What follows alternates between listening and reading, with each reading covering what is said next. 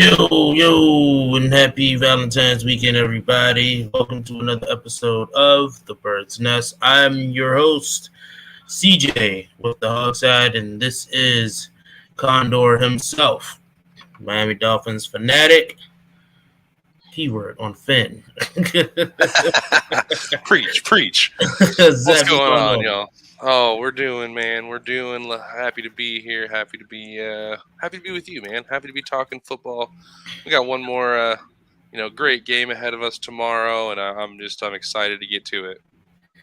Yes, definitely. I'm ready to get down to it as well. This is an amazing game. I'm glad to see both quarterbacks in the Super Bowl. This is something that we haven't seen in a while.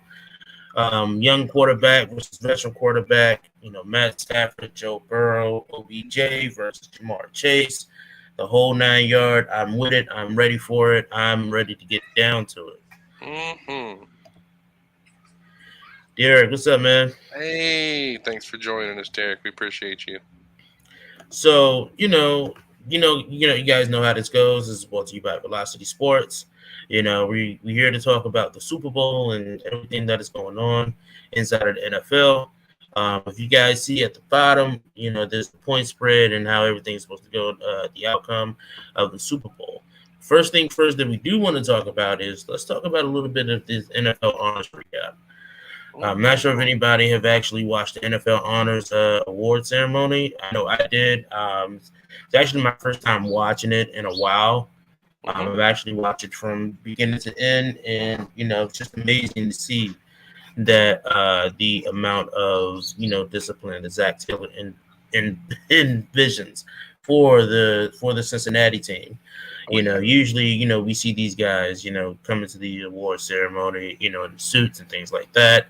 But no, Zach Taylor was like, hey, you guys can do the ceremony from the hotel. You guys going to relax. You guys going to be able to chill, things like that. And, that's exactly what happened. They accepted their awards via virtual at the hotel that they were staying at in LA. I loved it. I thought that was awesome. Instead of kind of putting all that pressure on your team before the big game, just allow them to be themselves, relax, prepare for the moment, but enjoy all their hard work up to that point. Absolutely. So let's talk about the winners of the NFL honors, right? We have Aaron Rodgers, of course, is AP most valuable player. How's it not Tom Brady? Can I just say that? I mean, listen, right? I think we all knew Aaron Rodgers was going to win AP, most valuable player. There was a lot of people. There was a lot of people that was upset and even booed Aaron Rodgers at the NFL Honors Award because they thought that Tom Brady was the front runner. But to be honest with you, just this goes to me saying, where most valuable player lies, right? People say, want to throw out stats when it comes to most valuable player. And, I don't think that it's about the stats, right? Most valuable player, ends in the efficiency of the player and how great that player makes them. And to be honest, Aaron Rodgers was that guy this year for Green Bay. Like, let's be honest, Aaron Rodgers is very highly efficient for Green Bay. We've seen when Aaron Rodgers went down and Jordan Love came in, it was a shit show. You know what I'm saying? So, I think that Aaron Rodgers is very much deserving. I'm glad to see Aaron Rodgers actually win most valuable player. He's also thinking about retirement as well. I don't think we'll see it. Crazy. No, yeah, I don't think I don't think we'll see it. It is possible that Tom Brady does make a comeback. He's still on the fence and haven't made his decision yet. Here's what. Two things. I want to say this is my thought on the MVP award, and I feel so strongly about this. I think poor Tom Brady has fallen into a category of another great player in another sport, LeBron James. And that is, we're used to seeing his greatness. So therefore, when he does great things, it doesn't matter because we expect him to be at that level. And I don't think that's fair. The fact that Tom Brady led the league in passing yards and touchdowns this year at the age of 45 years old. Mm-hmm. Come on, the dude almost passed for 5,500 yards. Like, what? The fact that Rodgers just under the rug got it. I get Rodgers. He was a bad man this year. He was. Absolutely. He did those things. He was out there. He said he was going to do it. He did it. He led those wins, took his team to the highest that he could take them to. But at the same time, go back to what I said. Like, I think we've become so accustomed to seeing Tom Brady perform at such a high level that we just kind of expect it, and we don't really see it as MVP level when he had every right to that MVP as much as Aaron Rodgers in my mind. Now, excuse me. I'm indifferent about it. I kind of wanted to see Tom Brady win it, but I'm also happy to see Aaron Rodgers win MVP. Those two guys are very respectable. They did bring so much love and respect to that number 12, of course. I think when we see another guy wears the number 12, we're going to expect so much of them. Just like, guys wearing that number 4, guys wearing that number 8, guys wearing that number 7. So, definitely, it's, those guys are very respectable, and it's going to be weird not seeing these guys in the NFL. If they do plan on sticking to retirement, I doubt it. I think Tom Brady's definitely going to take the Brett Favre route. So there's my next point. Tom Brady is going to wait. He's going to pump these brakes. He's going to calm down, enjoy his off season. And then I think we're going to see a Tom Brady come back and go to the 49ers and take that team right back where they were this year, but make it to the Super Bowl next year. Brady has this love for the 49ers that I don't think people really understand. Like, he grew up in those stands watching Joe Montana. Right. So if he can put on that, the red and gold and perform at a high level for those guys, he's going to do it. I don't see anywhere else he goes if he comes out, and I think that's why he planted that seed of, I might come back. Like, it's there. He's already thinking about it. I think the reason why he announced retirement in the first place is Gisele's like, hey, I'm tired of seeing you get your ass kicked. We ain't got time for that.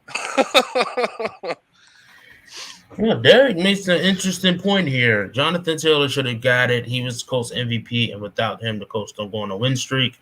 Brady, Rodgers are default guys now. Right. That goes into what I just said, though. We're so accustomed to seeing those guys play at a great level that it's default. Like he said, we just assume they're going to have great years. Where Jonathan Taylor, no one expected Taylor to have the year that he had. That's a wonderful point. Yeah. You know what, Derek? I definitely agree with you. And this is a conversation that we had last year about the MVP and whether or not if quarterbacks are automatically on default. And I think it is. I think that quarterbacks are just as a default, and I don't think that they should be. I think that everybody should get a fair vote, but people vote and people wants the quarterbacks. But I think Jonathan Taylor definitely should have gotten it as well. He definitely showed that he is the most valuable player on that team. Because without him, they wouldn't have had the season that they had, and Carson Wentz wouldn't be as effective as he would have. Amen. Arguably. Amen. And I do see one more little comment in here. I have to throw it out there. I see him talking about Zach Thomas being snubbed in the Hall of Fame again. I couldn't agree more. Yeah, it was very upsetting. Honestly, for me, it was upsetting to see Zach Taylor not win Coach of the Year. You can't go against a guy who lost his franchise quarterback due to injury last year. It's true, right? And everybody's saying that the Bengals not going to make it. The preseason came around, and they said, not the preseason, the wild card came around, and they said the Bengals will not survive. Yep. And they have survived from the wild card to the divisional round, to the AFC Championship, and now we are here on the biggest stage in sports, the Super Bowl himself. Yes, Listen, sir. Zach Taylor definitely deserves Coach of the Year. I don't think Mike Vrabel should have won that. And a lot of people was trying to make a case and saying, well, Vrabel was still winning without Derrick Henry.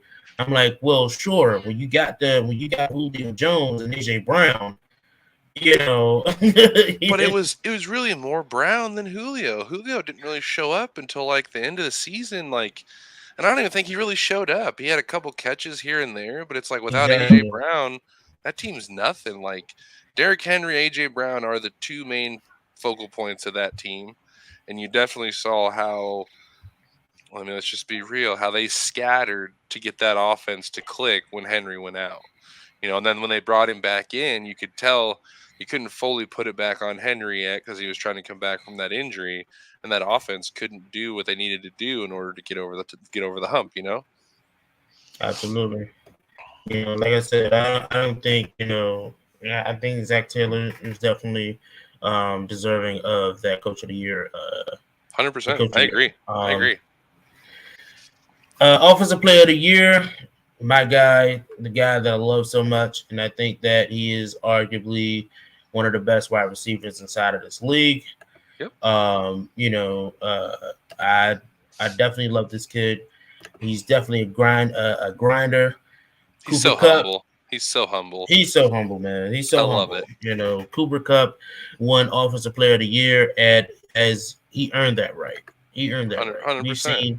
We've seen this kid, grow from being a slot receiver to wide receiver 2 to arguably he's a wide receiver 1. Oh, bona fide wide receiver 1. Like this dude, he's gonna be that guy for many more years to come. I do think it's weird. Okay, so there's sometimes you have guys in these leagues, they're good wide receivers, but then they really get that quarterback and that wide receiver get on the same page, and it just elevates their game. And absolutely. I think that's definitely what we're seeing with the Stafford Kupp, combo. Just like, okay, for instance, Devontae Adams, Aaron Rodgers. Those two together, disgusting combo. And I'd put that up there with Kupp and Stafford. They always find a way to get that play, to get that chunk play, to score a touchdown, or Kupp's always open. He's turning into 7-Eleven. Let's just be real. Right. No, like Cooper Kupp has been amazing this year. Congratulations to him. Like I said, I definitely think he's very deserving. AP Defensive Player of the Year, TJ Watt. I think, we already knew, that was going to happen. Don't really need to go into it. He's a monster. He's a monster. I don't hate it at all. Exactly. He's a monster on that defense. So, I definitely think he's deserving of that as well. AP Comeback Player of the Year. We discussed it a little bit earlier in the show. Joe Burrow. Love it. You see the Bengals players in the back. They all sitting there at the hotel, just soaking it all in, things like that. So, I love Joe Burrow. I do. Yeah. I'm just, oh man, the sky is the limit for the kid. The sky is the limit. Listen, I tell people like this kid, looking back at him being in ACL tear. Let me be honest.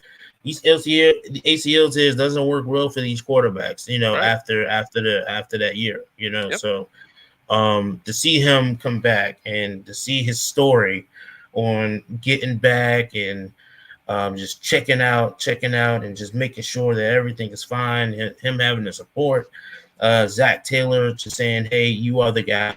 I trust you. I trust your decisions. I'm putting it all on you. And he took it on his shoulders, and he's in the Super Bowl now. So definitely congratulations to Joe Burrow for that, man. He's a great kid, great personality, very humble, and I'm excited to see him on Sunday. His personality is just so contagious. I just love everything about the kid. I love the way he holds himself, how he's able to just remain calm. I mean, look at, what was it, the divisional round? He got sacked 9 times, and they still won. Like, how many times do you really see a guy get sacked that many times and still win a football game? Like, still have the nerves to make the throws, not, oh my God, is there a guy breathing down my neck? Like, I'm going to miss this throw. Like, he doesn't care. He hangs in there. He lets it loose. Like, I've told everybody this, and I'm just going to keep saying it, and I'm glad we got people watching to hear me say it this time too. This is the next Joe Namath. This kid is the modern day Joe Namath. Joe Cool just puts himself in those spots. You can just see it. Just the way that he holds himself. Again, he calls the shots and he does it. With the mink jacket on the sideline. Yes. And the gold diamond chain. They're like the media is like, are those real diamonds? And he's like, I make too much money for it not to be real. Like, that's a Joe Namath line right there. Like you said, his personality is contagious, and man, I'm excited. I'm excited to see him and Matt Stafford go toe to toe in the Super Bowl. So, which I did. Yes, I did see. Yeah, go ahead. Sorry. Joe's lucky Pat Mahomes didn't play like he did in the first half of that championship game. So, let me say this: that was a tale of two halves. And sometimes it takes a defense to make the correct adjustments at half to take away what Pat and them do well. And that's what you saw. You saw a team adjust properly, and you saw Joe Burrow turn it on. And that's why Mahomes is sitting on the couch at home. Absolutely. I definitely agree. Let's see who's next. Offensive Rookie of the Year, of course, Jamar Chase. It was just happy to see Jalen Waddle even in the conversation. We all knew Chase was going to get it, but it was nice to see Waddle up there. That man, he's going to be special down in South Beach. We all know it. I think this rookie class of wide receivers has been phenomenal. Oh yes, they have been phenomenal in their own right. And then just like the younger wide receivers as well, like Justin Jefferson. Yes. Jalen Rager, even the young guy, I keep forgetting his name, from the Cardinals. Like this wide receiver class of Rondale Moore. Yeah, Rondale Moore. Like this the the 2021 wide receiver draft class has been phenomenal. They didn't let us down. We've seen how some of these wide receiver draft class has been going lately in these last couple of drafts. So, I'm just excited to definitely see these guys, make a statement inside of the NFL on their first year or their second year, definitely congratulations to those guys.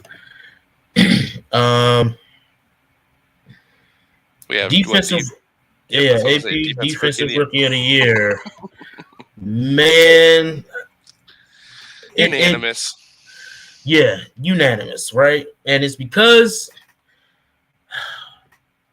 I hate to say this, it's going to bring a very sour tongue in my mouth, but Dallas knew what they were doing when they drafted this kid, Micah Parsons. Okay, you heard the name. You've seen the guy. You've seen how effective he is. You see how dominant he is. He doesn't play just one side of the field. Right. He's just dominant in all aspects of that defense, no matter where he is. This kid, when he got drafted, I already knew that wherever he went, he was going to make a presence on that field. Yeah. And it just so happened that he went to a team where a presence is known, however you look at it, right? And him being in Dallas really shaped up that defense. It just sucks that they wasn't able to overcome, the adversity, in that divisional game, But Michael Parsons, this is just the beginning for this kid. And he's been apparently, from what we've seen recently, is he's been playing injured since week 3. Wow. He strained his quad in week 3, and he's been playing full speed since. And he said, it's even to this day, it's still bothering him. But he said, he just refused to sit out and let it heal. And you know how it is. We don't want this guy to, injure himself, but just that alone shows how dedicated he is to this game.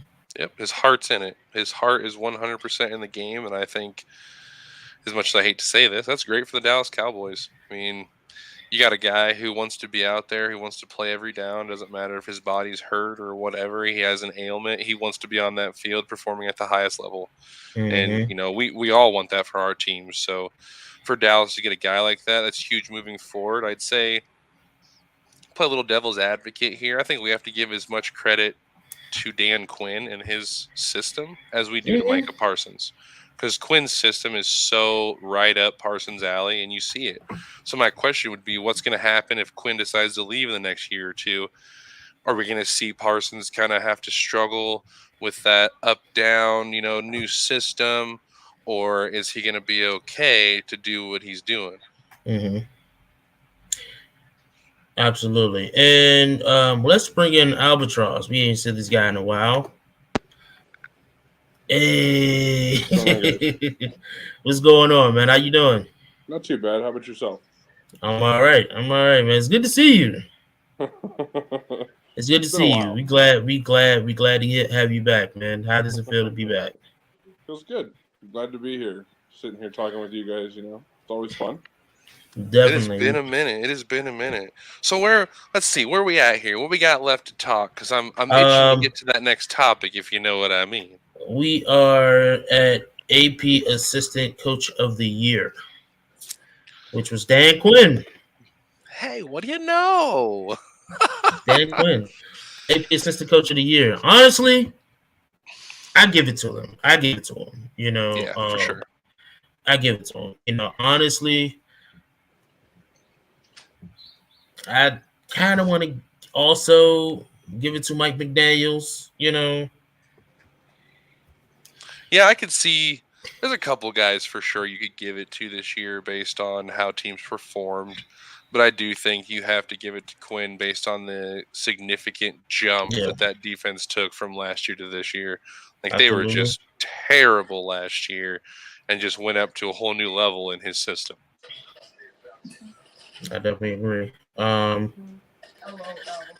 Walter Payton Man of the Year is Andrew Whitworth. If you guys don't know Andrew Whitworth, I actually follow Andrew Whitworth and his level of dedication to community service, and his foundation with his wife, the Whitworth Foundation. It's such a good charitable organization. I've been reading up on it for the last couple of years now, and they have done a tremendous job with giving back to the community in all aspects, whether it's from the youth to feeding the homeless, and to just like when the lockdown was happening to the pandemic, they teamed together with Meals on Wheels, and they provided over 1,000 meals during the pandemic with and just showed a tremendous amount of community service to their community. So Andrew Whitworth, we all love to see our team leaders, of our team, as a recipient, right?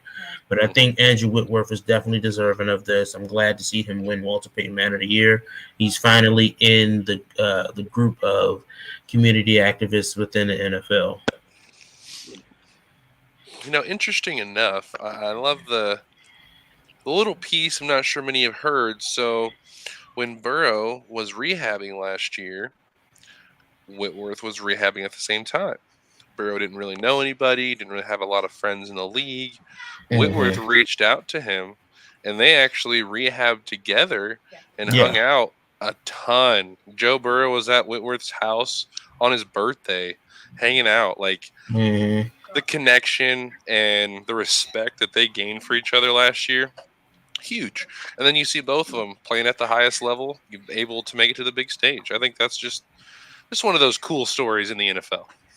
And Andrew Whitworth has been in the league for 12 years. Wow. 12 years, and still grinding it out the way he is, and just keep continuously being the top tackle in the league. It's just so exciting to see Andrew Whitworth just give it his all. on the field and off the field. He's a great family man.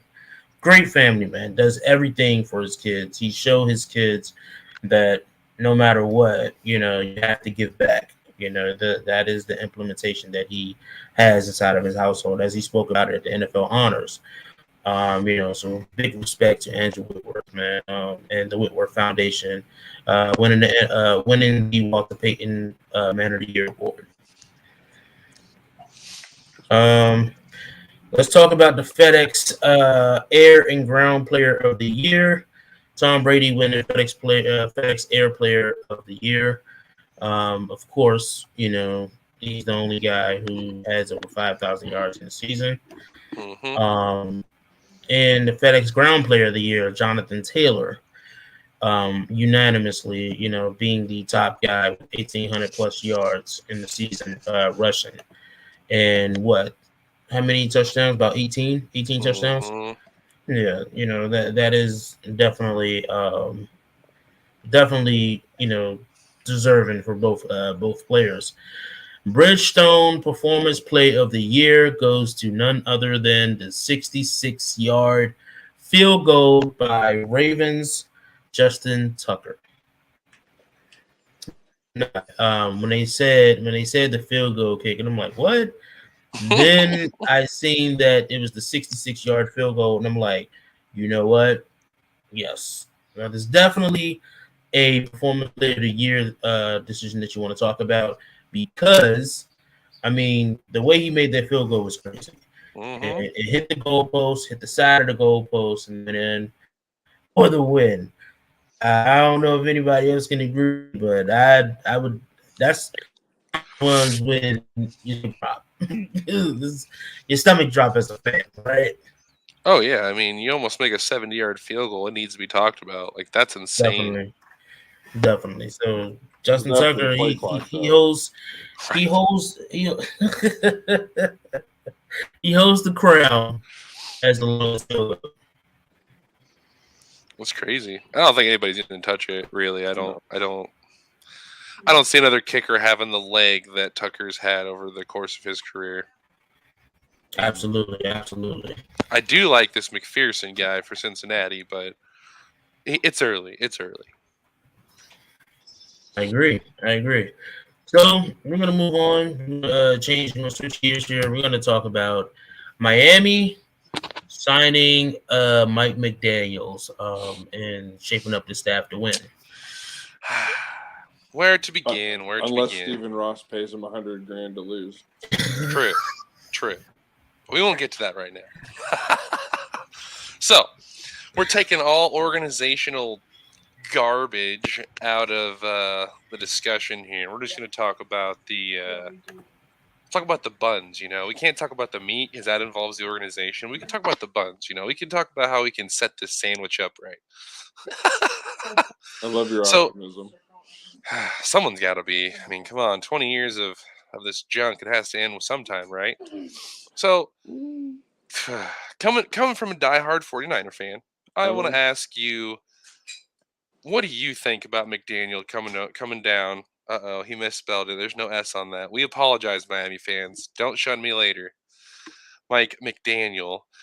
What do you think about him coming down to Miami? Horrible decision, Mike. Horrible decision. Whoa.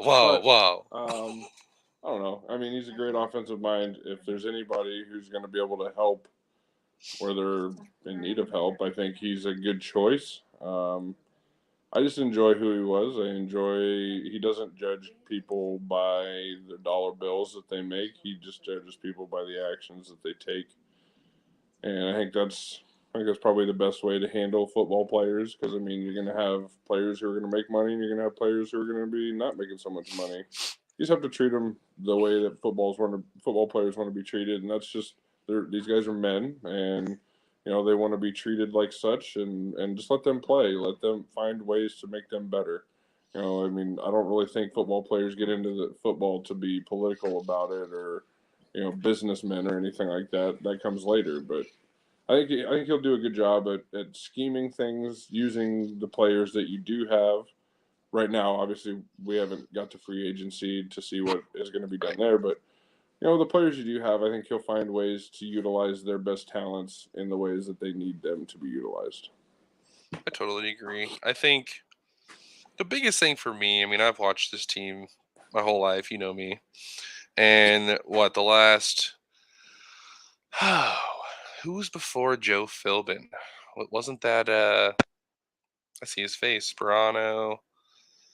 Man, I've seen so many coaches in my lifetime already that it's just like, holy moly. The only one that I remember that was worth anything was Wanstead. Yeah, that was way back when. I remember Dave. I remember Cam Cameron, Tony Sperano. I mean, you got Joe Philbin, Adam Gase. Like, it took me a minute to be convinced on the Brian Flores side, but he convinced me he was a winner. Now, we talk all the time. The only thing that I had questions about him going into, if we were going to retain him before he got fired was what's he going to do offensively? Mm-hmm. Bringing in yet another new offensive staff is a huge question mark. Now, when we bring in Mike, obviously he is the offensive mind. He knows what he wants to do with that side of the ball. Mm-hmm. So for him to retain the DC, Boyer, things of that such so far is huge. Now, in reference to his staff, it's interesting because his staff's starting to come together quite well. It's been interesting to see some of the guys who left San Francisco, which we've talked about, like, a huge one being Wes Welker. I thought it was interesting that he took a lateral move. He left that very uber talented wide receiver group. Right now, in my mind, you got Waddle.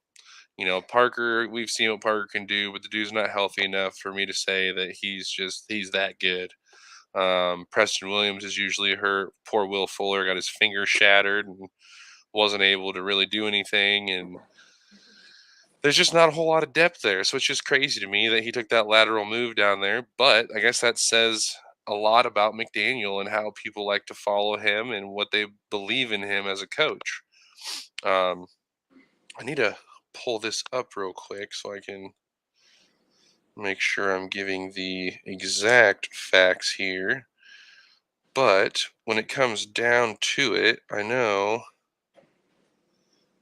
we got Welker. We brought down Embry, which I believe was your tight ends coach also. So I'm very excited to see.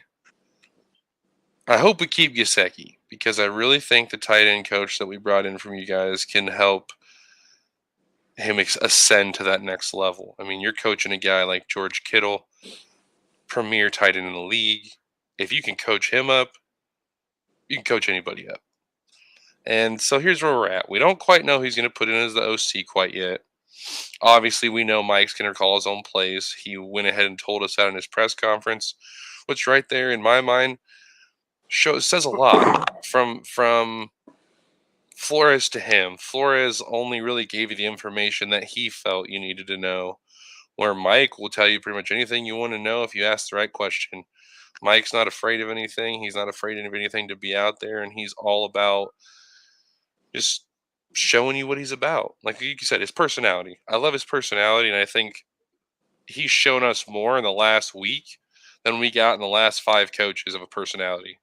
And that's what I think this organization needs. Clearly, the hard-nosed, tough route didn't work for him because a lot of them got their feelings hurt, and that's just a conversation for another time because that's just a bunch of baby stuff to me. But at the end of the day, if you want McDaniel and McDaniel is able to get you right, cool.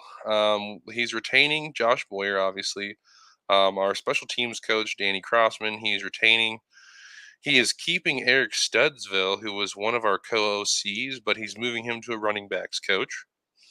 Tight end assistant coach is John Embry, who is the guy that I told you came from you guys.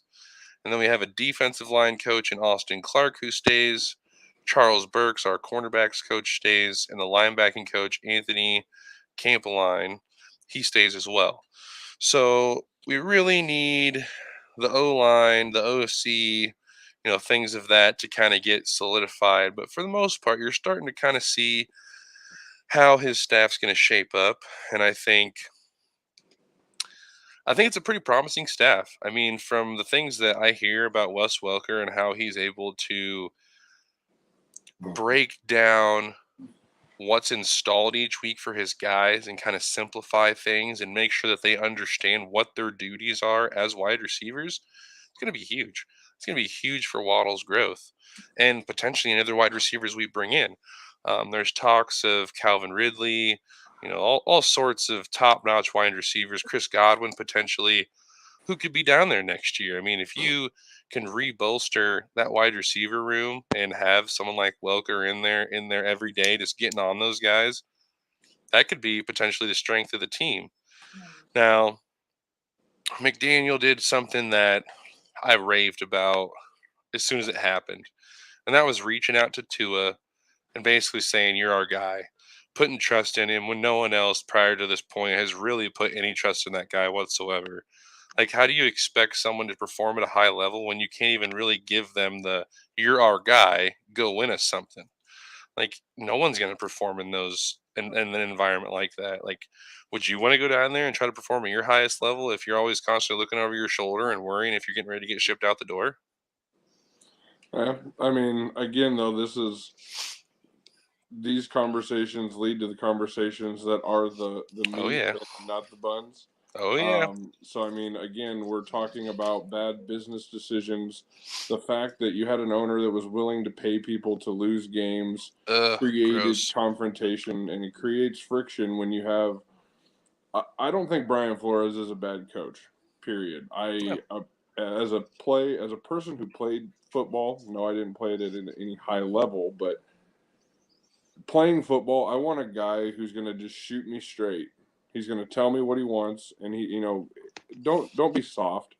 I mean, I don't know if anyone's recognized, but the game of football is not soft itself. It's very physical. It's very violent.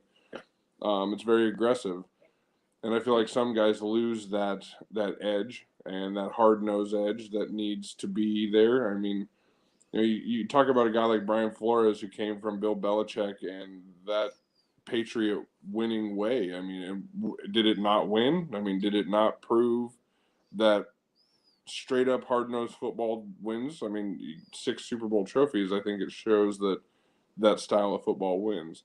Now, is it good for every player that ever comes across it? Most likely not. Not every player wants to be told that he needs to be better, he's not doing good enough, or basically being cut down to grow. Right. Not every player deals with that well. So I think what we're seeing is a lot of bad business dealings that were coming from the top half of this organization, filtering down through. You had guys who couldn't even agree on quarterbacks who to draft. You guys wanted to tank for Burrow. Obviously, you had a head coach that's like, "Screw you, we don't tank. That's not what we do." Yep. And then you see it the following year. And then again, you guys. And here's the thing, and this is where I give everyone. I heckle everyone over this. Like, everyone had this huge issue with Justin Herbert coming into the draft. Oh, this kid's not going to be good. He may win a few games, but he's not going to be good. Well, I hope everyone's sitting down and eating their bowl of Wheaties because he's good. I make the statement anywhere that he's the best quarterback in the AFC West. People will argue with me, but that's okay. I think he is a way better pure passer than Patrick Mahomes. Patrick Mahomes makes plays. Yeah, he does. But again, you take away Tyreek Hill, in my opinion, and that offense is pedestrian. Subpar. Pedestrian, just floating around in the middle of the ocean. Yep. So I look at Justin Herbert, who had a horrible offensive line and willed a 32nd ranked offensive line his rookie year to actually be decent. But I see the same things in Tua. Maybe I'm a homer a little bit because Steve Young said that he really enjoyed him. I mean, if you get accolades from any 49er person, I'm going to definitely look at you. I think Tua is going to be just fine.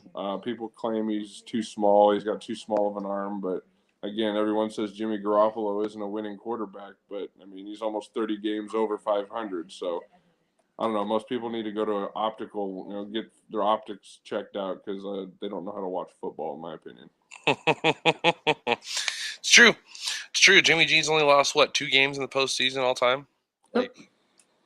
I don't know what more you want. I mean, I guess someone would want a guy who's never lost, a game in the postseason. But that's just unrealistic. You're going to have guys who are going to lose, but you want guys who are going to get you there. And clearly, Jimmy has shown he can get you there. Yep. And so this whole narrative Tua can do the same thing. I think he has. Yeah. I mean, he. Now, do I think going to Alabama is a thing that hurts players? I think it does. Let's be honest. What's the minimum rating you probably have your teammates sitting next to you in your quarterback room? Like, they're probably minimum 4-star recruits, 5-star recruits. There's no way that you're ever going to fully be able to sit out there for 3 years and just completely put your game out there. It could change year to year. Now we have, Nick Saban saying that Bryce Young is one of the best quarterbacks he's ever coached. He just had a room full of 3 starters in Jalen Hurts, Tua, and Mac Jones. All 3 of them start in the NFL. Yeah. So again, Alabama is always a great place to go because it's almost a guaranteed ticket to get drafted. Yep. But at the same time, I feel like it hinders growth for some players. I think Tua is going to be just fine. I think he had the chances to grow. He's played in the national championship. He understands big stages. He's played in loud stadiums, which, the SEC has. I think he'll be just fine. He just needs, again, a quarterback's coach that's going to build him up and not tear him down. I totally agree. Yeah, I'm so tired of hearing this Tua as a bust talk. We haven't given this kid the tools to be successful. If we had given him an offensive line where he can actually make the 3-step drop or the 5-step drop and actually be able to actually get that last foot on the, that drop step before getting plastered, cool. Then we'd have this conversation. But he hasn't. We still had, for some reason, the worst offensive line ever with Jesse Davis. How the dude played the whole season, I'll never know, because that dude is absolute garbage, and I will continue to say that until he's off the team. Like, I'm so tired of seeing this guy. He was supposed to be a bridge gap to a future lineman, and we're continuously giving this dude contract extensions. What a joke. I'm sorry. Bad business dealings. You're not going to get any better. There's not much more you're going to get out of this dude. Cut your weight while you can. Yep. You have Robert Hunt, you have Liam Eichenberg, Austin Jackson people get mad at, but I think this zone scheme, you're going to see Jackson play at a high level in this zone scheme. Mm-hmm. Well, it doesn't take a mauler to play in a zone scheme. It takes someone who's a little more agile. When I look at those guys, I see more agile. I don't see maulers. But again, the only mauler on the line is Robert Hunt. That's it. Yep, and again, you have to remember your right side of your line has to be your run side, has to be your physical side. Yep. Your left side's your technique, your finesse, your agility. Yep. I mean, look at the 49ers left side. You have the best left tackle in the NFL in Trent Williams, and he's paired with Laken Tomlinson. They're both big guys. They can maul people, but they're more finesse. They're going to block that blind side. Go to the right side. You get McGlinchey, who, tore his quad, but it was Tom Compton, some other guys who were just playing hard, heavy-nosed run football. That's what you got to see out of this line. I mean, you're going to see similar things put into play that you saw put into play in San Francisco. It's inevitable. I mean, there's only so many ways you can string an offense together. So, I mean, you're going to see similarities, and I think it just depends on how they execute and how they handle what's coming at them. And again, I think Mike McDaniel will do a good job of explaining to them what their role is, why they're doing that role, and why that role is a necessity to a winning equation. 100%. And again, what does every quarterback need to be successful in this league? An offensive line and a running game. What are the 2 things that Miami hasn't had since Ricky Williams? I mean, sorry. Yeah, let's be real. An offensive line and a running game. Mm-hmm. I've been saying it for past couple months. I mean, you talk about it all the time. Obviously, you're a huge Iowa State guy.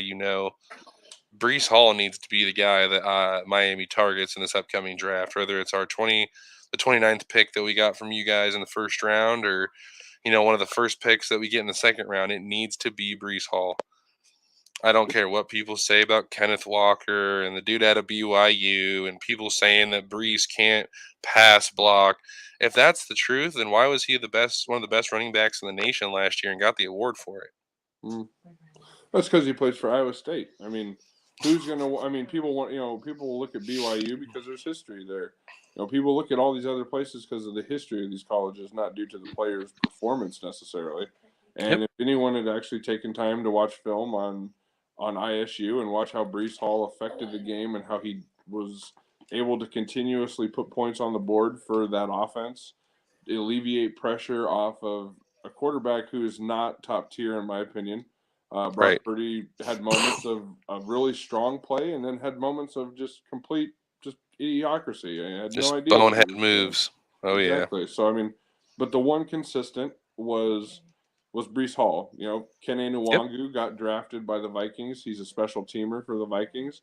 But you see it. He was the only guy last year with 2 touchdowns. Why? Because of his straight line speed and his field vision. Yep. And that goes to Brees. Brees has really good field vision. He's patient.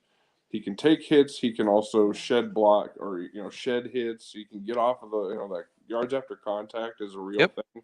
So I mean, I think you're getting a back who can catch. You get a back who can run. You get a guy who can finish. And I think that's the key word is finish.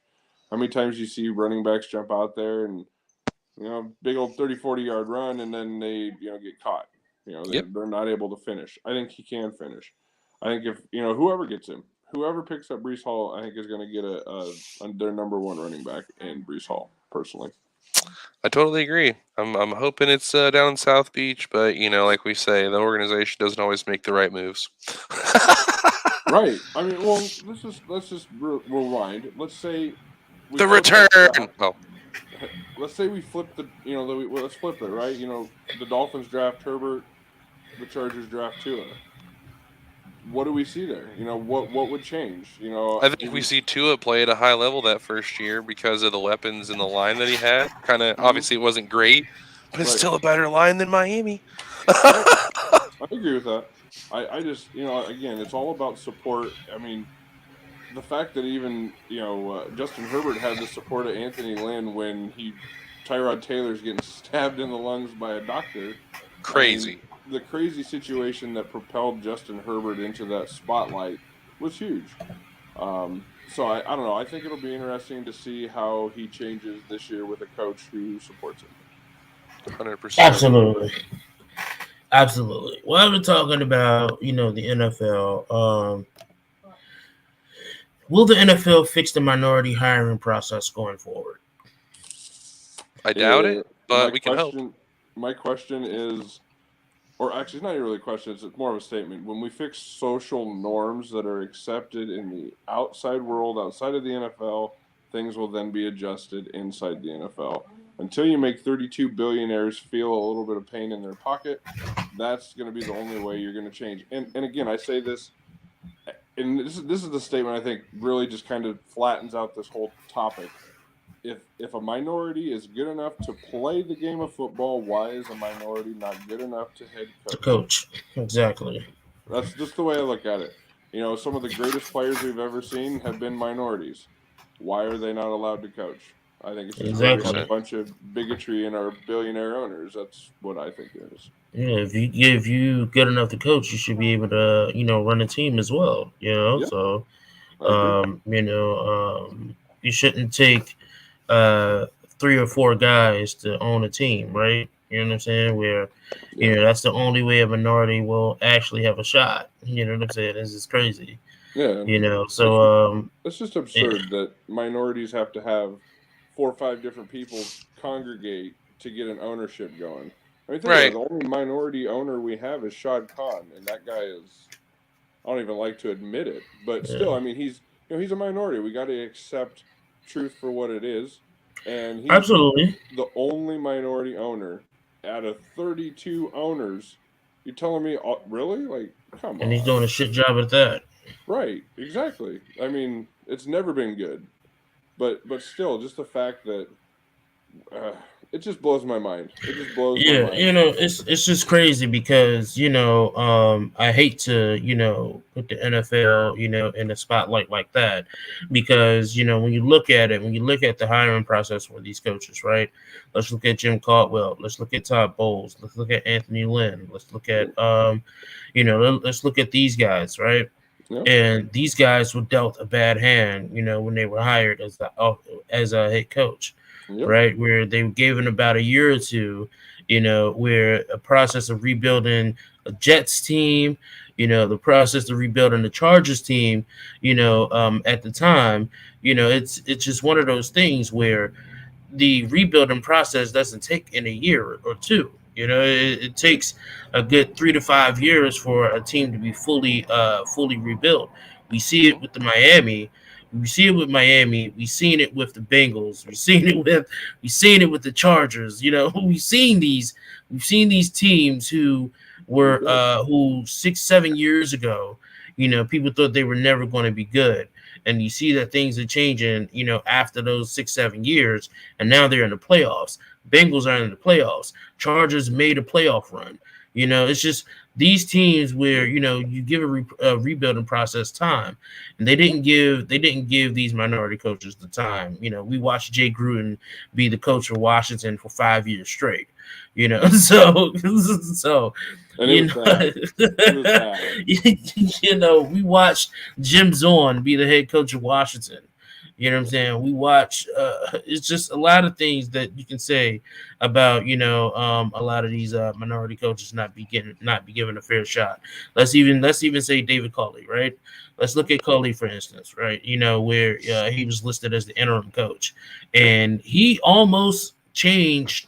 He didn't almost. He did change the outcome of that Texan season, right? They could have went 0 for 17 for God's sakes. But he pulled out a lot from those players. He actually showed us that Davis Mills was a pretty good quarterback. Exactly. I even hesitated to say it was a good idea. I was like, oh man, I don't know. Yeah.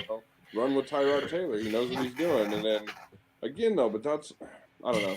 I just think being crazy sometimes is not accepted until it shows that it's proven success. Exactly. Yeah, so it's like when you look at Culley and when you see him like you said, he pulled Davis Mills out into the spotlight and was like, hey, you're gonna mess up a few times, but I'm gonna stick with you.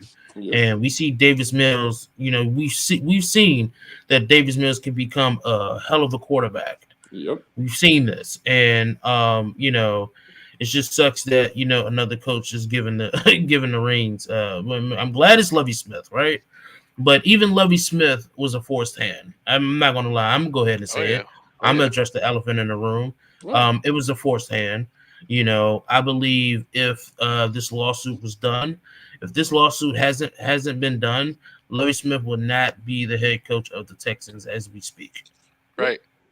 Yep. I mean, and we were talking the other day, and the question was asked to me was, why is Brian Flores throwing shade at Lovie Smith? And I just responded. I was like, I don't think that he's throwing shade. Yeah.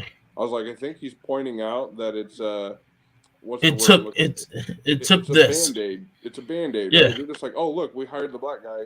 We did it. It's one of those. Yeah. They don't want to hire him because he's got the intangibles. He's coached a team to a Super Bowl. He's done the right things. I'm not saying Lovie Smith is a bad head coach. And let me be honest, right? Him in spite of, right? And you absolutely right. And this is not throwing salt on Miami, right? It's not throwing salt on Mike McDaniels. He does deserve to at least be considered for a head coaching spot, McDaniel. But let's be real. If that minority case wasn't listed, for him, I don't think he would have left San Fran. I don't think he would be a head coach anywhere. I hate to throw the shade there because, I love what Miami has done despite the Brian Flores situation and the Stephen Ross allegations with the tanking situation and stuff like that. Yep. But I love Miami. I love what they've done. With this rebuilding process, and I like Mike Daniel. I like Mike McDaniel. I think that he is a hell of an offensive coach, and he's definitely deserving of a head coaching job. But sometimes you just have to address the elephant in the room, and the elephant is there. And until we address it and remove this elephant from the room, this elephant will continue to sit here and overcrowd what good is there, right? So I mean, it's just a lot. It's just a lot with this NFL, and it just sucks that there's a lot that's going on in Washington. That's why it's like I can't even focus on what Roger Goodell is doing, as far as with the hiring process. There's so much going on in Washington. There's so much going on in Washington, right? We are on a clock right now. There's a clock that is constantly ticking down to Valentine's Day, folks. So why we're talking about it, right? Did the NFL do their part in this Dan Snyder investigation? No. So, but hey, before they you didn't. start, this is the perfect point. They want to hide their billionaires and keep the ones that are there, keeping their pockets fat. Yep. They're not going to push hard to push one of these guys out of here. What a coincidence that Denver, behind the curtain, had their ownership sold. They're finding all these owners and people to own the Denver Broncos. Who knew? I mean, most Broncos fans didn't even know their team was being sold. Yep. Right. Nobody knew that they was in the process of selling. Yeah. I mean, until Roger Goodell came out in an interview, I think 2 weeks or a week before the NFC Championship, AFC Championship game, and then he makes the comment, "Oh, we're looking for owners for the Broncos." Well, I wonder why. Dirty business. Why. Dirty business. I mean, I think more and more we're going to see that, unfortunately, the organizations that we follow are a hell of a lot dirtier than what a lot of people ever wanted to admit or point out. Absolutely. So I think, go ahead. Early on, I would say the NFL totally dropped the ball. The only thing that I liked what they did here recently was when Snyder came out and he's like, "Oh, we hired an independent firm to check into the allegations, and they'll be taking care of it." No. NFL said, "Hold the presses. You're not going to do that. We're going to do that." Here's the reason why I don't want to give Roger Goodell and the NFL credit, right? Because again, that was a forced hand, right? Before that happened, Congress said, "Listen, we're going to give you guys until Valentine's Day, okay? We're going to give you guys the Valentine's Day to hand over any documents, any voice recording, any evidence that you have as far as that is against Dan Snyder. You have until Valentine's Day, my friend. And if you don't give us this information, then we will take matters into our own hands, right?" And there's a lot of fans that says the Congress and the government should butt out, but no. Congress does not need to butt out. Okay, this is not about Washington anymore. This is about what's been going on behind closed doors, with these front office organizations, not just in Washington, but in the whole NFL. What is going on behind closed doors with these front offices? And just speaking about Washington, listen, like what Roger Goodell, what he's doing now is throwing Dan Snyder under the bus, saying that you cannot.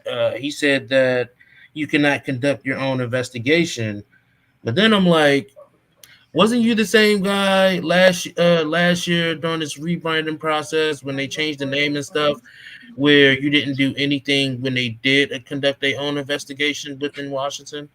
Weren't you that same guy that didn't speak up? So that's why that's the culture in the NFL. Have your cake and eat it too. Whatever's convenient for you, you're gonna roll with. Exactly. Well, now he can't have his cake and eat it too because now Congress is involved. And if everything is true, what's been going on in the NFL, not only with this Dan Snyder investigation, but also with the Stephen Ross and the David Mara and the Denver Broncos allegations with John Elway being drunk, at these conferences and these meetings, Roger Goodell will have no choice but to step down as commissioner of the NFL. He won't have any choice but to step down. There's a lot of owners who also will be voted out. again, addressing the elephant in the room, and I was asked, do I really believe Dan Snyder will be forced to sell the team? Yes. I think that Dan Snyder will be forced to sell this team before the draft comes around. That'd be the best thing that ever happened to that franchise. And the reason why is because before I was the guy that always said the reason why Dan Snyder hasn't went down yet is because he plays a major role in whatever's going on backstage with these NFL owners. He plays a major role. And it's just like Jones. Exactly. And it's just like what you see with the former president, the name that he should not be known on this podcast. Agent Orange. Amen. Is when you have leverage, inside of an organization, you keep this guy happy. So the dominoes is definitely going to fall. The dominoes is going to fall, and it's going to fall aggressively, in the next couple of months. And we're going to see everything just wide open. Everything's going to be wide open in the next couple of months. Actually, in the next 24 to 48 hours. So right now, Washington is on the clock, is on the ticking time clock, and that clock is going down. And as those seconds are going down, everybody is biting their fingers right now. And every day, everybody's biting their fingernails trying to figure out what exactly. People's asking, can the NFL release information about other organizations? They won't have a choice. Yeah, they're gonna have to. Yeah, they're gonna have to. We gave you a chance. We gave you a chance to give up the information that only had Washington involved, but you didn't because you were afraid that the people who came with these allegations, their name is going to get leaked. I'm like, to be honest, listen, I'm just going to flat out and say it. I hate the people who, well, not hate. I'm very against people who want to put things in the limelight but don't want to be noticed. When you leak things like this, like 13, 15, 20 years of sexual assault and sexual, allegations and things like that, people are going to want to know who said it. Own it. Well, it's like, so when the NFL did hire that independent investigation and all that, it came out here a couple of days ago that during this whole ordeal, the Washington organization is withholding 109,000 documents. Yes. Correct. Holy moly. Are you kidding me? Mm-hmm. Yep, they're holding over 100,000 documents. They held over 100,000 documents during that investigation. And to be honest, it's the NFL's fault. It's the NFL's fault. You didn't give no specific diagrams of this investigation. You didn't say what exactly did you want. You just say, hey, we need to do a clean sweep of the organization, make sure there's anything. It was pretty much just like, if you guys been in college and when they do the RA sweep, it's like, hey, we just want to check and make sure everything is good. It's not really a sweep. They're just going around making sure there's nothing out of place. And then you're like, all right, cool, going on about your business. And that is what happened. And because of that happened, because the poorly investigating that Roger Goodell and the NFL team has done with the investigation on Washington, it's bad. Yeah. It's bad. No, it's bad. It's bad, but so far, as a 49er fan, I'm feeling pretty proud of my team. We're not coming up in any of this stuff, so I'm happy about it. This is good. Yeah, like the only thing... point, all teams are at risk. You can't tell me that all teams haven't at one point in time had something stupid like this conducted in their facilities. Yep. So it'll be good. I think it's good for the NFL to clear the air. The NFL needs to be completely transparent. The NFL needs to be honest with itself, with its fans, and they just need to continue to try to run a transparent operation that, if it's not for people like us three sitting here who give them billions of dollars year in and year out, start to piss us off and make us go away. That's how we can really get to them, though. Stop watching the game. Stop showing up to the game. Yeah, I love the game of football, but to make change with these people, you have to make them feel it. You have It's to true. make them feel it hard in the place that they only care, and that's in that pocketbook. There's this poll on Twitter that says if Dan Snyder sells the team, will Washington fans go back into buying season tickets? Yeah. You'll be surprised that I think right now 85% said yes so far. And I'm with them. Why do you want to support definitely. a POS like him? I mean, there's really no other way to cut it. But then people, you have it's like, oh, if Dan Snyder's like this, well, there's going to be other ones. He's not an anomaly. He's not a singular entity that's acting like this. There are some names that I have listed. I'm not going to say the names. I don't want to throw out speculation, but there are names. There are organizations that I think will be a part of this domino effect. Mm-hmm. Yep. Unfortunately, I think I shouldn't actually say unfortunate at all. I should be hopefully one of those includes Stephen Ross getting out of here, because I'm sorry, but this dude, if it's come out that he was paying Flores $100,000 to lose, that's the integrity of the game, and that's just too much. You're gone. Yeah, it was just like Hugh Jackson in Cleveland. Yeah, he told came out right after Brian Flores did. That guy lost 36 of 40 games. Right, and this Rooney Rule just has to go. This Rooney Rule has to go. No, if you're following it because you're hiring people because they're qualified, then sure. If you're doing if you're hiring minorities in spite of the Rooney Rule to fulfill that rule, then no, it's just it needs to be changed. Obviously, the verbiage needs to be adjusted. Right, because to be honest, I like the Rooney Rule. I like what the Rooney Rule entails, right? Yeah. Just to make sure that, no minorities are, Overlooked. left out, overlooked and things like that, right? Yes, but I think that because of the amount of traditional owners that we have, right? Keyword on traditional. The amount of traditional. Good old boy is what we should say. Right. You know what I'm saying? Ignorant people stuff. Because of the owners that we have, it's just that when you look at it, they abuse this Rooney Rule. They abuse this Rooney Rule, right? And this Giants situation with Brian Flores and Brian Dable is definitely a key experience in this, because when you hire somebody, you already know that this guy is your guy, and you're still out here conducting interviews. That isn't right. You know what I'm saying? That isn't right. And that's not just like in an NFL setting. That is in a general work setting. You already know you hired somebody. Don't go conducting interviews because you missed your mark on the Rooney Rule, where everybody has to be you have to interview a minority or two. And that's why I say that this Rooney Rule definitely is is abused. Like, it would have been okay if you would have said, hey, Brian Flores, I want to bring you in, Lovie Smith, let me bring you in for an interview. And then, you go ahead and then, you sit down with Dable and it's like, all right, you hold preliminary interviews and then say, hey, I'm going to run with Dable, right?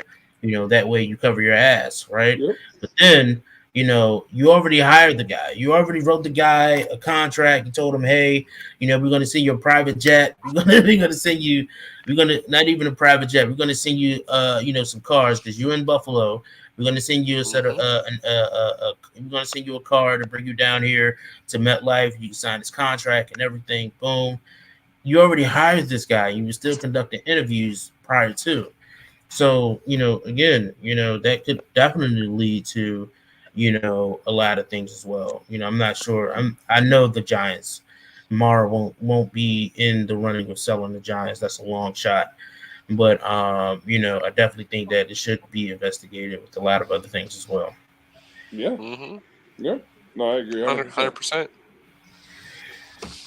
It's like I'm very big on, being fair. That's why I like the signing of Miami and keep saying Josh McDaniel, Mike McDaniel. That's why I love the sign of Mike McDaniel, and I think he would do great in Miami. I love what he's doing so far, and the offseason hasn't even started yet. So there's big things to come for Miami. Wow. Also in Washington, I do want to say that the Commanders is growing on me. No. Like, I'm sorry. If you put your PR team to work on this and you picked a name that looks like it came out of the AFL, like, get the hell out of Tuesday. The Commanders. Man, you went from being the Indians to the people who killed the Indians. It's a look, right? And the narrative of that, right? It's like I do understand that narrative, right? And I just want people to understand is that, there is a possibility of a new ownership. Means that a complete overhaul of, a new team, new logo, new everything, right? Yep. But again, that is a lot more money that is tied down to it. Yes, a lot more money that's just tied down to it, But with this new, possibly a new owner and a new stadium that is coming in 2027. Yep, 2027 is where we will be seeing a new stadium in full effect, right? Done being built, or they're breaking ground in 2027. Well, so from what we heard is, they said that there will be a new stadium in 2027. So pretty much what happens is, the contract ends in 2027. The FedEx Field. Yeah, the contract with FedEx Field ends in 2027. So what that matter is, right now what they can do is they can start footing the bill towards whatever city decides to have this, right? And right now Virginia and Loudoun County has made their Governor Youngkin, the new governor, has already made his statement inside of the bill. Said, "Hey, we want the Washington Commanders here," and everybody was like, "Oh no, they're gonna move to Virginia." And then Mary Bowser, the mayor of DC, said, "Hey, we want to put our name in the running too." So now we're just waiting for Governor Hogan to see what he's going to do as far as keeping the team in Maryland. But this is going to be very interesting to see which city is going to make the run. And I think Mary Bowser really wants Washington back in DC. They're already talking about the plans of redoing RFK Stadium and things like that. So and it's very good to see these things go back in the running. Yeah, that'll be interesting. I mean, if we were watching the Virginia Commanders, I don't know what the heck I'd do. That's funny. Other words and other news, we're going to talk about the keys to victory to this Rams and Bengals game, the Super Bowl, the grandest stage of them all. Let's talk about the Super Bowl victory, right? What does the Bengals have to do to secure this victory against the Rams? Be themselves. Not be themselves. I'm gonna actually piggyback off that. Honestly, I think if the Bengals try to change anything that they've done up to this point, they're fools. I think it's all about exactly what you said, Albatross, and it's maintaining who they are and who they've been up to this point. Do we need that offensive line to show up in a big way? Yes. But look at the skill players. Sack him 9 times and he'll win. That's what I was just saying.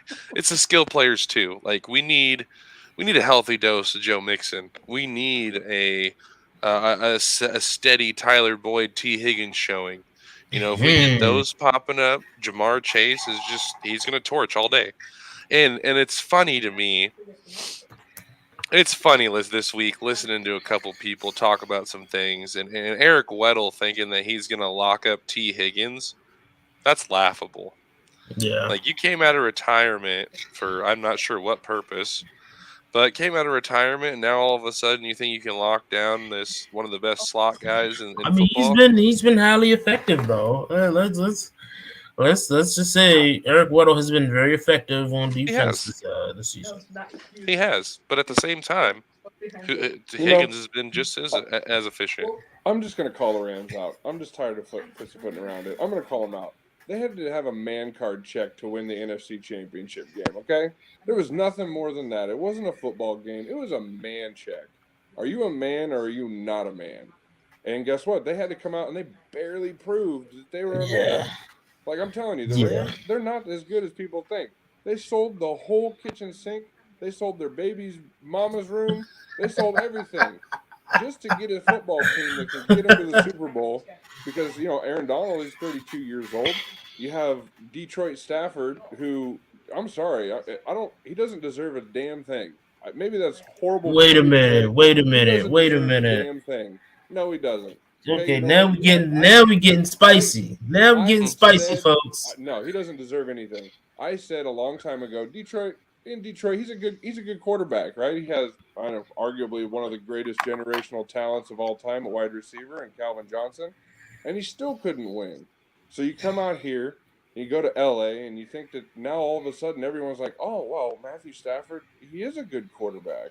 Well, no, I was sold on that a long time ago. He doesn't deserve anything.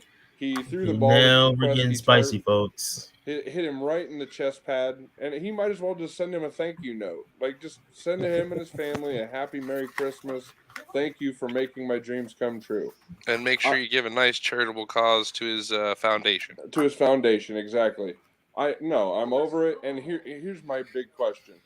Who's going to guard Jamar Chase? And don't tell me Jalen Ramsey, because Jalen Ramsey. Oh, it's Ramsey. He's going to lock him up all day. No, Jamar Chase is better than Brandon Ayuk, and Brandon Ayuk smokes Jalen Ramsey. And wait, Jimmy Garoppolo is a bad quarterback, but he throws all over Jalen Ramsey all the time. I'm telling you, the Rams are junk. They have been junk. They will continue to be junk.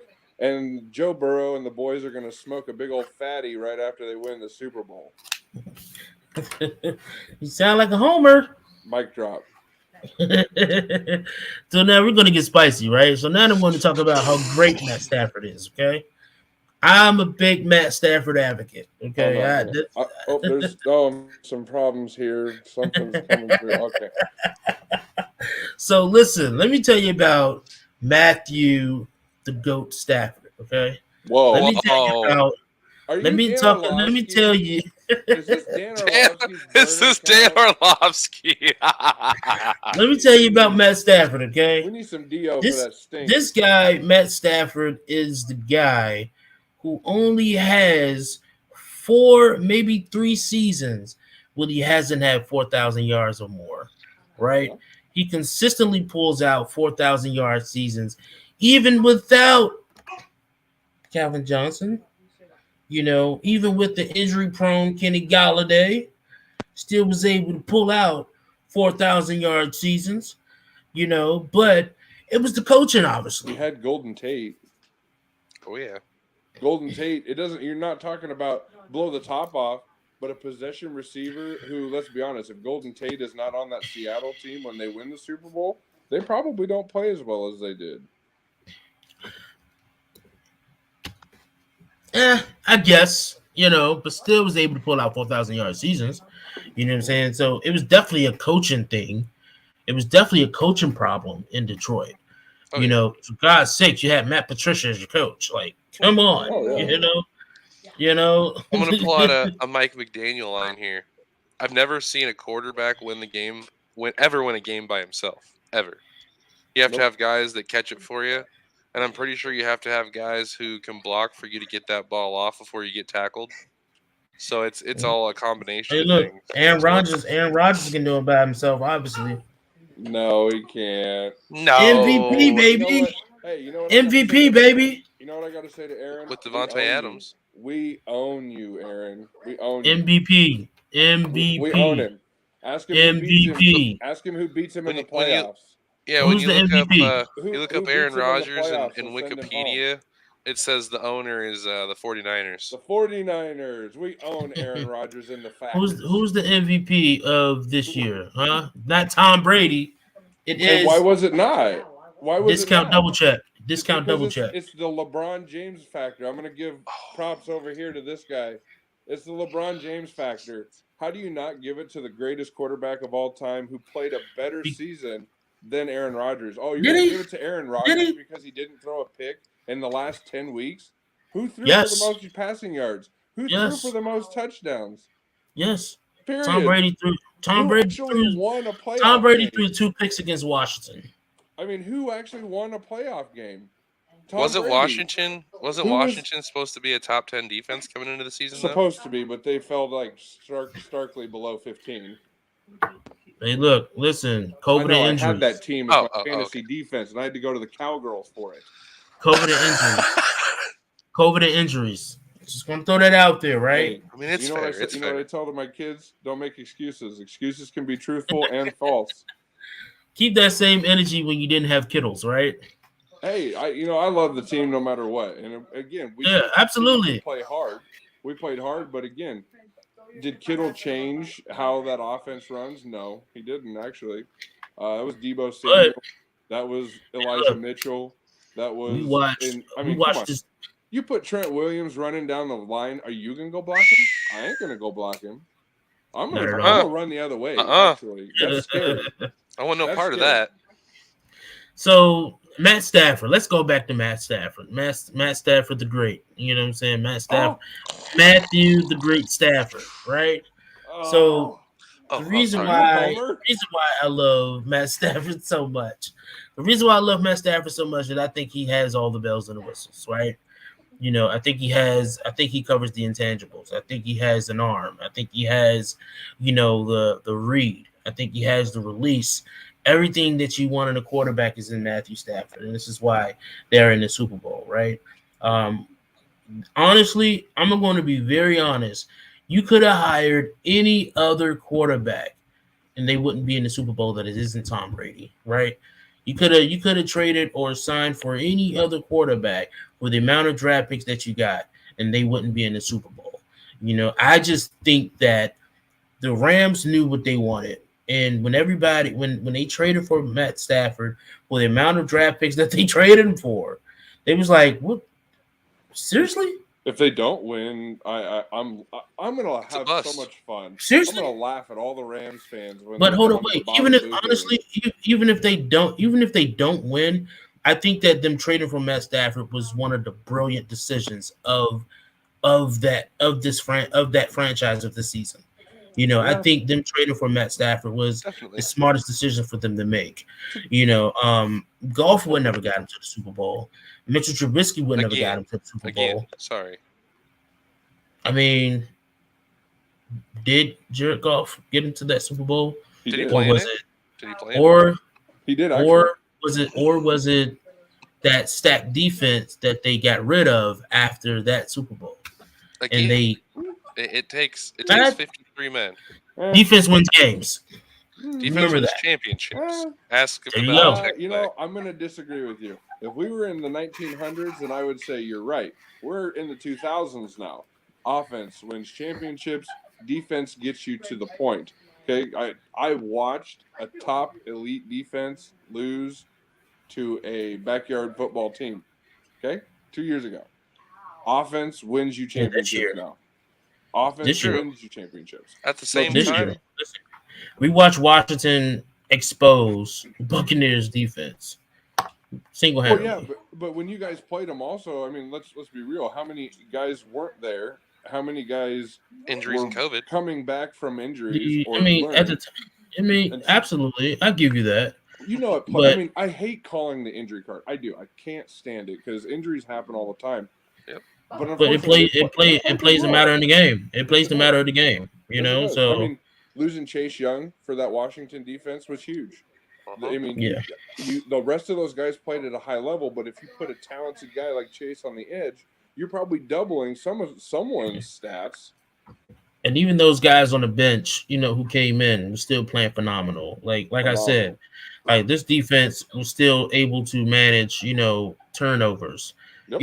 In the second half of the season without, Chase Young, Benjamin St. Juice, Kendall Fuller, William Jackson, without those guys, and even without Landon Collins, these guys will still manage to get turnovers and sacks and things like that. So, absolutely, but back to Matt Stafford, right?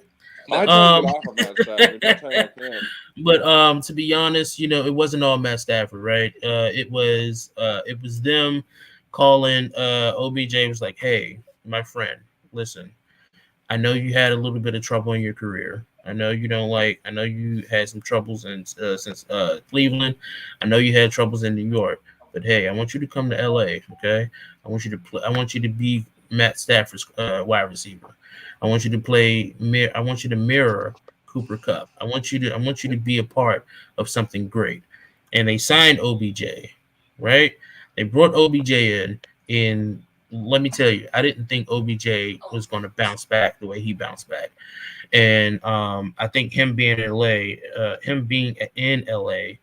and seeing him with Deebo Samuels that night, after the PR loss. move is a PR move. OBJ is you call it what you want, but I definitely respect OBJ for that, because Deebo Samuel is a talented guy, and the ceiling is up. Why did it take this year for everyone to recognize that? If we go back and watch 2 years ago, no one says Deebo's a talented guy. 2019, he's playing. I've always thought, yeah. Well, I see what you're saying, but I've always thought Deebo Samuel was a freak specimen. I always said that he would do great things. Same thing with Brandon Ayuk. I think we've always seen that Deebo can play at a good level, but I think this year him playing two positions and showing he can be an X factor of a team is why he's getting so much credit he's giving, because he's able to play multiple positions at an elite level. He's not just an elite wide receiver, who you hand the ball off to every so often. He's an elite wide receiver running back. Do you think that he needs to switch his position to running back? I think he needs to stay just how he is. I think he needs to stay running routes as much as running the ball. You keep that two position mentality, you're always going to be able to exploit a defense, because you're going to have to prepare for both sides. And then once you prepare for both sides, that will open up more Brandon Ayuk. That'll open up more George Kittle. That'll open up running lanes for Elijah Mitchell. Like, Deebo is going to be the X factor of that team moving forward, and we just saw the tip of the iceberg this year with it. Yeah. But yeah, but back to the, OBJ, it definitely opened, their offense. But I think their offense was already open with Robert Woods. I think that just filled the gap that Robert Woods was already filling. Yep. But, I don't know. Like I said, when it comes down to everything, the Rams are a good team. Yeah, they are. But how do you lose to the 49ers 6 times in a row and have to have that as your fuel motivation to push you into the Super Bowl? They just didn't want to get beat 7 times in a row. I don't really know anyone who does. But, motivation is motivation. Right, but again, that's why I call it the man check card, and that's why I give more props to the Bengals. The Bengals went into KC, went into Arrowhead. By the way, LA was playing in Levi's South, but Joe Burrow and the boys go into Arrowhead, and they just stayed calm. They stayed cool. They played their game. It's the loudest stadium in the NFL by far, and they handled business. They took Patrick Mahomes, who, and I'll give him credit, and I don't like giving him credit, but he's a better quarterback than Matthew Stafford. And Joe Burrow, in my opinion, is better than both of them. I think Joe Burrow is the reason why the Bengals will win, because his ability to never, ever, ever get rattled. If you get to Matthew Stafford, he'll get rattled. You've seen it. Just watch any game against the 49ers. We hit him, and he gets rattled. He gets bothered. You can hit Joe Burrow right in the mouth. You can spit on the kid, and he'll stand up and still drop 40 on you. And he doesn't do that, you spit on the kid, he's going to get up, and he's going to throw for 400 on you. Right. He doesn't care. He is the new Joe Cool.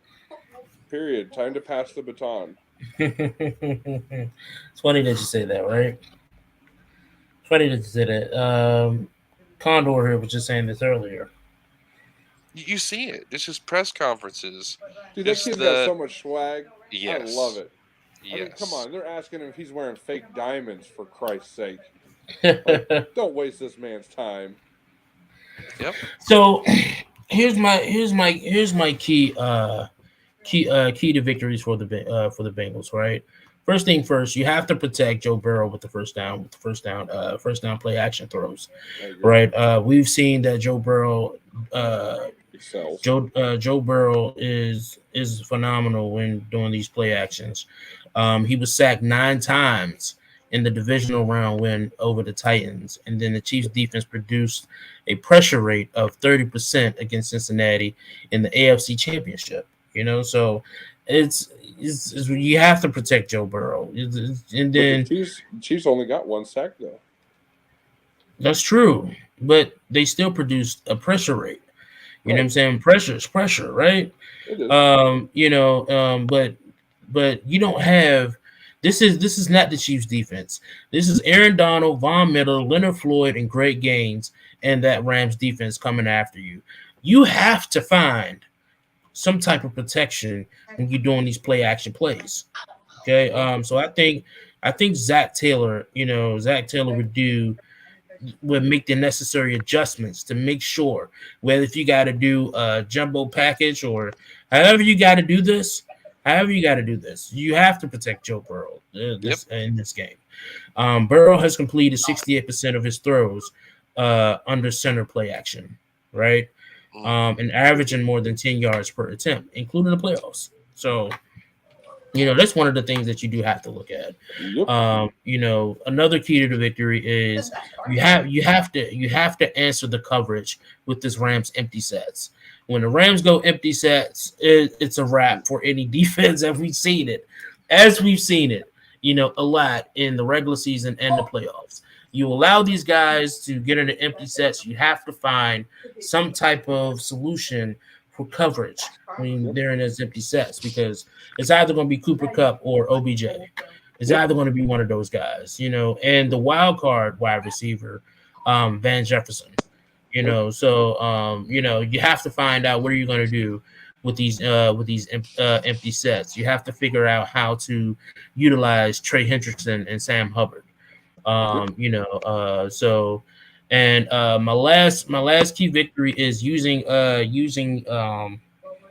the formation and alignment to isolate Chase. You have to figure out, how to take the eyes off of Jamar Chase.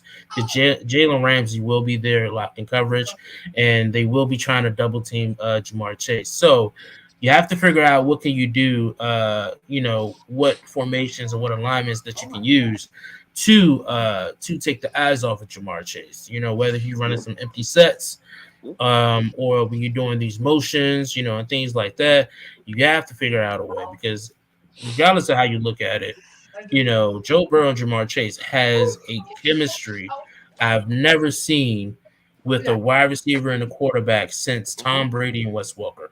Mm-hmm. Yep. They know exactly these two guys. They know exactly where they're going to be, and it helps that they played in college together. It really does help.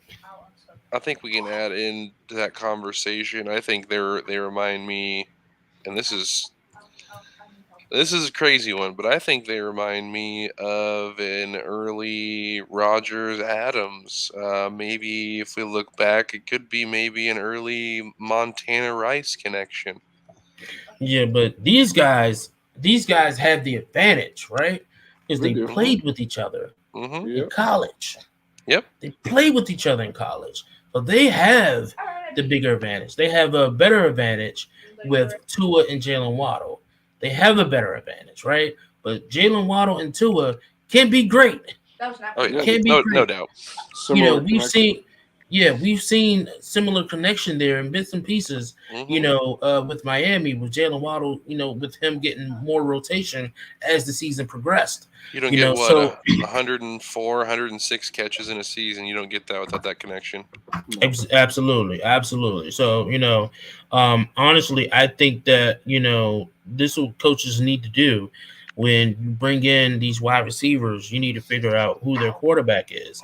I get that it's a long shot, but sometimes this is what you got to do to get comfortability with your quarterbacks. You see Washington try to do it with Dwayne Haskins and Terry McLaurin. You know what I'm saying? But let's be honest, I think Joe Burrow would have did much better with Terry McLaurin, because Joe Burrow was the quarterback in Ohio State as well. Yep. But Urban Meyer decided to go with Fields. Yeah. Yep. And Haskins. Yeah. And Haskins. So there's those are some things. Let's talk about the keys to victories for the Rams, right? Of course, you got to give Coop. You got to give Coop free access. Just give him free access, on third downs. Cooper Kupp does tremendous on third down. His last game, he caught 7 of 8 targets for 108 yards and 2 scores. McVay just have to put Kupp in a position to run away from the man coverage. The guy has the speed to do it. So it's going to be up to the Bengals and Von Bell and that company of defensive backs that they have to try their best to keep Kupp in check.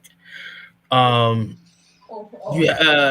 defense, you gotta figure out how to scheme Aaron Donald, Von Miller out of multiple fronts. You gotta switch these guys up. You gotta figure out what is the Bengals' weak point of the offensive line. We know the offensive line is weak, but they gotta find that real solid weak point with the Bengals offensive line.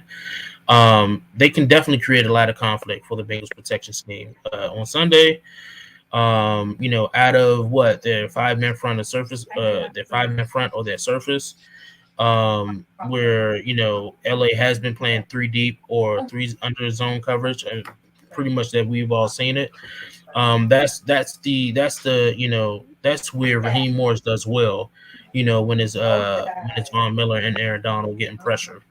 Yep. So, I think that, it shouldn't be an issue because, like you said, the Bengals have had protection issues with their offensive line. But I think Zach Taylor, who should have been coach of the year, he should have been coach of the year. I think that Zach Taylor will make the necessary adjustments.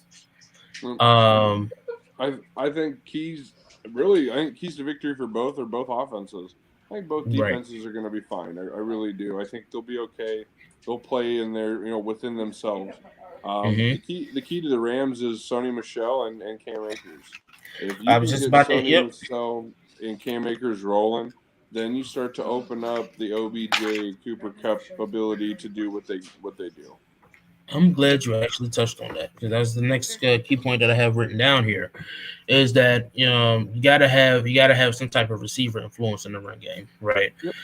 Cam Akers and Sonny Michel does just that. They can't only run the ball with their feet, but these guys have combined 23 or more carries in all 3 playoff games. Have combined. You know what I'm saying? And we might not see high end efficiency in the run game with the Rams right now, but the volume can definitely be there. Yep. With Van Jefferson being 6'3", and their tight end Ben Skowronek. The Rams can definitely can do a lot of misdirection, Jets misdirection, and pretty much wrap a receiver to the far side. So you can do a lot of dual schemes, like those empty sets that we were talking about. Those will be key in this game. But the question is, though, right? The question is that we do have to answer is the problems that they have in the playoffs, right? We can address definitely that we need to fix the Bengals' third down pass protection. Yep. Well, and that just boils down to Hendrickson and Hubbard. It really does. If they're going to be able to pin those ears back on third down and go after Stafford, that's going to be key.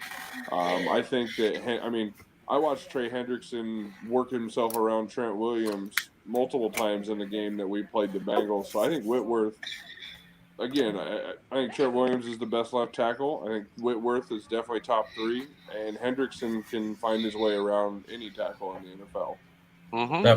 Definitely. And also the Rams will have to fix the problem with the one-on-one coverage with Jamar Chase. We've seen Deebo Samuel's And what's that other wide receiver for San Fran? That young guy that we've been seeing a lot of. Yeah, Juwan Jennings. We've seen those two guys completely annihilate Jalen Ramsey a few times in the San Fran and in the Rams game. We've seen them annihilate Jalen Ramsey a few times, but they gotten away from him. So Jalen Ramsey will have to find. He would have his hands filled. He would have his hands filled with Jamar Chase. Definitely have his hands filled with Jamar Chase. They have to not let Jamar Chase get over 150 yards of receiving, because if he does, there's no stopping him at that point. There's no stopping him at this point. Yep, I think if the Rams are not careful, they cannot double team Jamar Chase.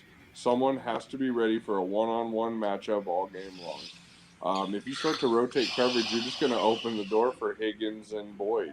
Yep. And that's the challenging thing about this offense. We haven't even said anything about Joe Mixon. I think Joe Mixon is going to play a really big part in this. He's a big physical back who likes to run downhill. He's fast. Again, he can also catch the ball. Exactly, he can catch the ball out on the edge.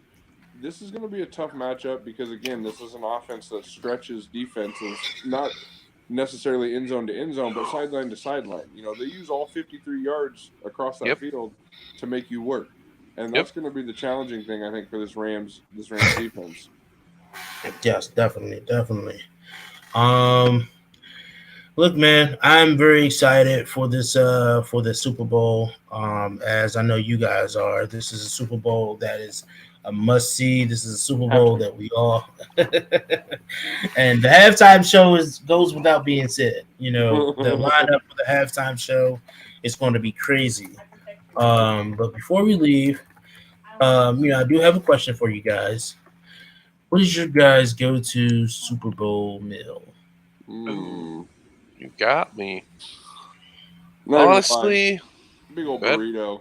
Big old happy burrito. Delicious. Honestly, I think I'm going to have me probably some brisket and some wings. There you go. It's the buffalo chicken dip. Oh, okay. I see you. Send some over, Condor. Send some over. You know. What about yourself? What do you like to grub on? Buffalo chicken dip and chili dogs. Chili dogs, man, that's fire. What's crazy is I don't eat chili dogs on the regular, right?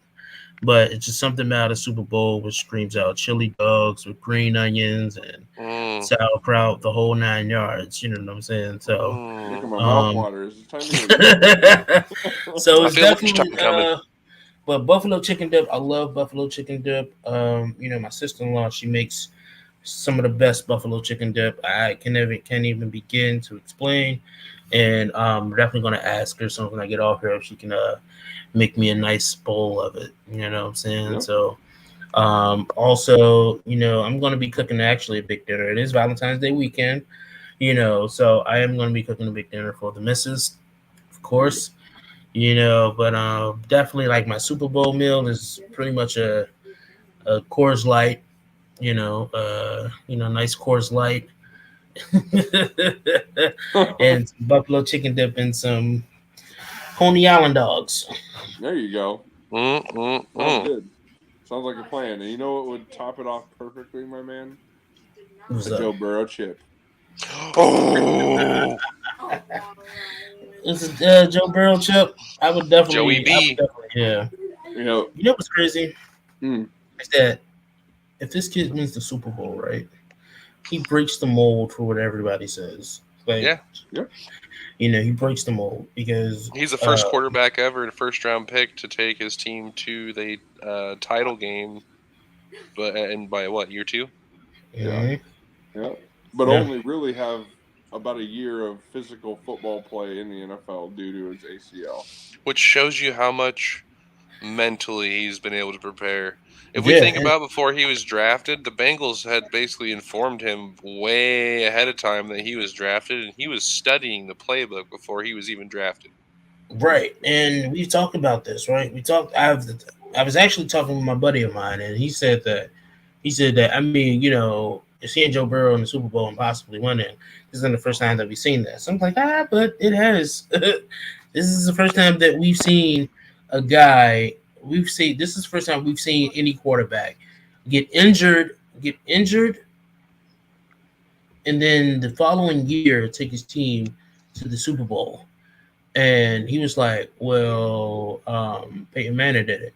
Said Peyton Manning didn't get injured with the Broncos, though. That's what this, he got injured with the Colts. And then I don't think he took the Broncos to the Super Bowl the first year, did he? No. Yeah, it was like exactly. Year 2, I think it was. Yeah, you know what I'm saying? So, I was like, this is the first time where we've seen, Joe Burrow, like a quarterback who got injured, the previous year, and then the next year you go to the Super Bowl. I don't think Brady has even done it. You know what I'm saying? So, no, it would have been Brady's second year, right? When he went, because he was drafted in '99. So yeah, it was, and again, if Mo Lewis doesn't try to kill Drew Bledsoe on the football field, then we don't see Tom Brady anyway. Yeah, right, exactly. But I hope you guys are excited. I hope you guys are excited for the Super Bowl. I know I am. You look, Albatross, I know you're not really ready to see the Rams win the Super Bowl. It's not that I'm not ready. It's that I just I have a passion of hating that team. That's how I feel about the Cowboys. And I'm pretty sure that's how Condor feels about the Patriots and the Bills. But don't worry, I share your dislike for the Cowboys. I share that. Yeah. So before we go, I do want to say this is that the Super Bowl is tomorrow. All right. What are you guys' predictions for the Super Bowl game? I'm gonna stick with my. I think the Bengals are gonna win, but I think they're gonna win by maybe a touchdown. Maybe I think it's gonna be close. I'm going 27-20. Condor. 35-21 Bengals. Woo! I say that, okay, it'll be close up until the second half when Chase makes 2 crazy touchdowns to separate the Bengals from the Rams. I like it. Okay. I'm going to speak from down here, right? Because I'm going to throw a wrench in everybody's plans. 34-31, Matt the Great Stafford. Oh, my gosh. Stop it. 34-31, Matt the Great Stafford, and Bengals still cover their point spread. So what are we going to call Matthew Stafford when he loses? I want to piggyback off for 1 second there. I like that score. So say my score's off, it doesn't happen. I like your score, but I also think it's wrong in the sense of I think we have – look what Tom Brady had when he won his first Super Bowl. He had this amazing kicker. His name was Adam Vinatieri. Mm-hmm. And, Joe Burrow, he really has this guy, Evan McFearless. 34-31. Evan the leg. Walk-off victory. He's going to say off before he of walks on the McFearless. sideline, he's going to be like, I'm going to win this Super Bowl for us right now. Yep. I can totally see that happening. Joe Cool and McFearless. Yep. Yeah, Joe Cool and McFearless. Now he's just come up with a nickname for Chase. The Chase.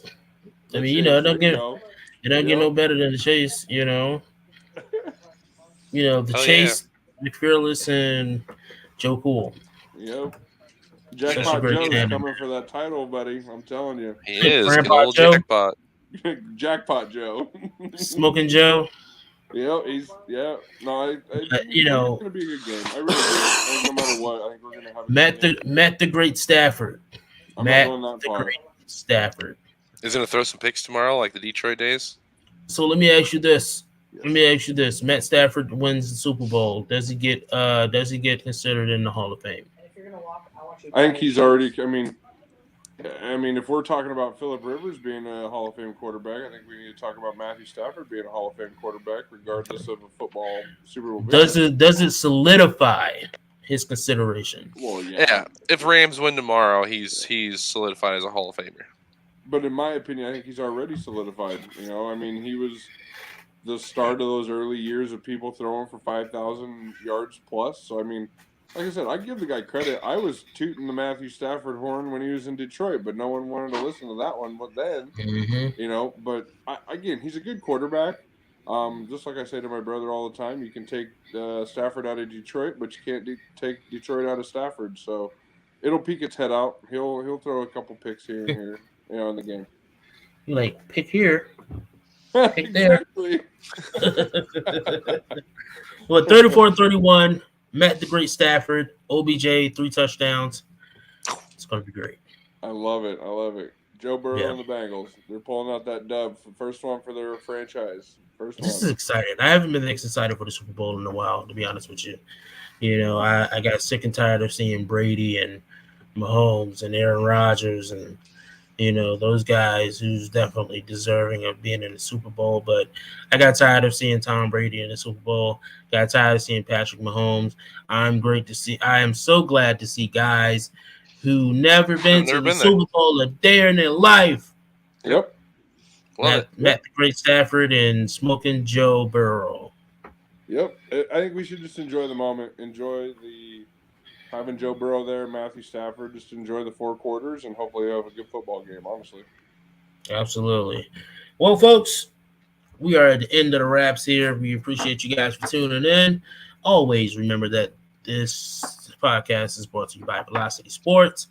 And we hope you guys enjoy that Super Bowl. Make sure you eat tons of food and drink plenty of beer. If you're not a drinker, then drink plenty of iced tea, Or water. Stay hydrated. Or water. Stay hydrated. You're going to need it. All right? But you guys know who it is. I am Magpie. This is Condor. And this is Albatross. And we bid you good eating and good football. You guys enjoy the rest of your day. Peace out.